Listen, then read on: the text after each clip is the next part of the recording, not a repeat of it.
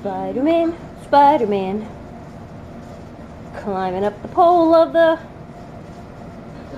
whatever this thing is. Oh, for 40 exercises. That looks just like him. Maybe he thinks that's an arch enemy. He's been climbing for months.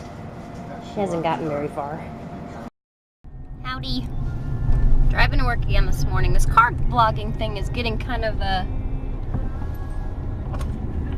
easier and easier. Except, Beth, I don't have a dashboard to put my camera on in a baseball cap because I drive a truck. And if I put it on the dashboard, I'm like the Wendy's commercial, that little old lady that drives and steers looking through the steering wheel. And it's hard for me to even reach the gas pedal, let alone position a camera. So arise and do not be afraid. But anyway, I had some friends of mine actually. It was a girls group that got together last night, and we had some guest speakers at our group, and some people didn't want them to be there. Now, as they came down from the mountain, Jesus commanded them, Tell the vision to no one until the Son of Man is risen from the dead. And it was very hard for me to deal with. They didn't want them invited. As a matter of fact, when they found out what kind of people they were, they wanted to tell a little white lie and say we weren't having our get-together and just do it without them because they didn't feel comfortable around these individuals. Lord, have mercy on my son.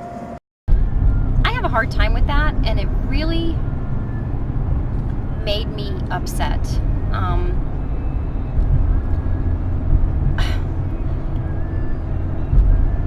I don't know if I was more upset with the people we had invited because they sort of invited themselves on misrepresented terms. And that's why the people in our group didn't want them there.